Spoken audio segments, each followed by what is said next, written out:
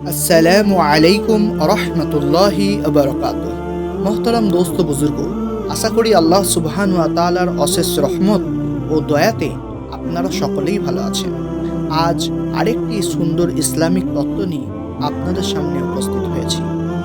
আমরা সকলেই জানি যে আল্লাহ সুবহান ওয়া তাআলা আমাদের সকলকে দুনিয়াতে পাঠিয়েছে, আর আমরা এটাও জানি যে আমাদের এই দুনিয়া থেকে একদিন চলে যেতে হবে আল্লাহ তাআলার ডাকে, এবং সেখানে গিয়ে আমাদের সামনে হিসাব ও কিতাবের এক মহা পর্যায় রয়েছে। আল্লাহ সুবহানাহু ওয়া তাআলা দুনিয়াতে সাহায্য করার জন্যে একটা সবথেকে বড় ইবাদত রেখেছে, তার নাম হলো দোয়া। এই দোয়া আল্লাহ সুবহানাহু ওয়া তাআলা কখনো কখনো কবুল করে, আবার কখনো কখনো দোয়াকে কবুল করে না।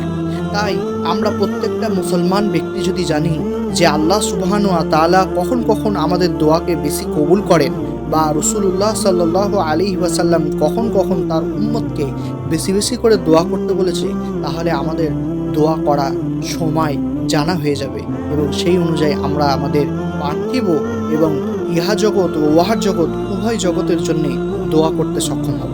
তাই চলুন জেনে নেওয়া যাক কখন দোয়া আল্লাহ তাআলার দরবারে বেশি কাবিলে কবুল হয়।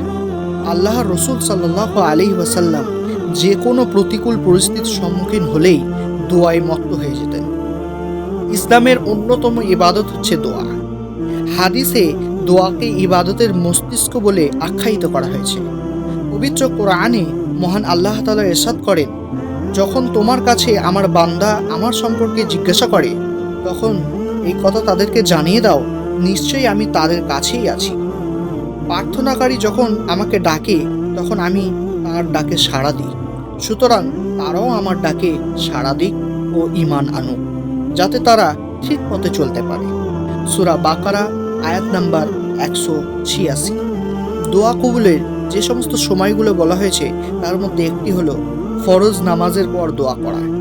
হযরত আবু উমামা রাদিয়াল্লাহু তাআলা আনহু থেকে বর্ণিত, একবার রাসূল সাল্লাল্লাহু আলাইহি ওয়াসাল্লামকে জিজ্ঞাসা করা হলো, হে আল্লাহর রাসূল সাল্লাল্লাহু আলাইহি ওয়াসাল্লাম, কোন সময়ে দোয়া দ্রুত কবুল হয়?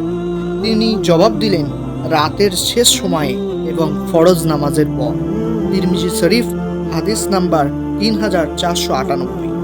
দ্বিতীয় দোয়া কবুলের সময় হলো আজান ও একামতের মধ্যবর্তী সময়ে দোয়া। আজান ও একামতের মধ্যবর্তী সময়ে দোয়া কবুল হয়, কেননা রাসূলুল্লাহ সাল্লাল্লাহু আলাইহি ওয়াসাল্লাম বলেছেন, আজান ও একামতের মধ্যবর্তী দোয়া ফিরিয়ে দেওয়া হয় না। তিরমিজি শরীফ হাদিস নাম্বার 212। এছাড়া রোগাক্রান্ত অবস্থায়, বালা মুসিবতের সময়, দূরবর্তী সফরের সময় এবং মা বাবার দোয়া কবুল হয় বলে হাদিসে এসেছে।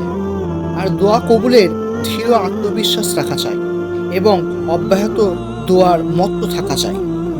তৃতীয় দোয়া কবুলের সময় হলো শেষ রাতে। শেষ রজনী দোয়া কবুলের বিশেষ মুহূর্ত, কেননা এই সময় আল্লাহ তাআলা দুনিয়ার আকাশে অবতরণ করেন। হযরত আবু হুরায়রা রাদিয়াল্লাহু তাআলা আনহু থেকে বর্ণিত যে রাসূলুল্লাহ সাল্লাল্লাহু আলাইহি ওয়াসাল্লাম বলেন, মহান আল্লাহ প্রতি রাতের শেষ প্রহরে, যখন রাতের 1/3 বাকি থাকে, দুনিয়ার আকাশে অবতরণ করেন। তিনি তখন বলেন, আছো কি কোনো আহ্বানকারী? আমি তোমার ডাকে সাড়া দেব। কোনো প্রার্থনাকারী কি আছো? আমি তোমাকে যা চাই তাই দেব। কেউ কি ক্ষমা প্রার্থনা করবে? আমি তাকে ক্ষমা করে দেব। মুসলিম শরীফের হাদিস। তাই মহতারাম দোস্ত বুজুর্গ, আমরা নামাজের পর এবং রাতের শেষ অংশে এবং আজান ও একামতের সময় অবশ্যই বেশি বেশি করে আল্লাহ তাআলার কাছে দোয়া করার চেষ্টা করব ইনশাআল্লাহ। আল্লাহ তাআলা আপনার ও আমার সমস্ত জায়েজ বাসনাকে আল্লাহ সুবহানাহু ওয়া তাআলা কবুল করে নিক। আজ এত অবধি, আবার পরবর্তী ভিডিওতে আপনাদের সঙ্গে দেখা হবে ইনশাআল্লাহ। আসসালামু আলাইকুম ওয়া রাহমাতুল্লাহি ওয়া বারাকাতুহু।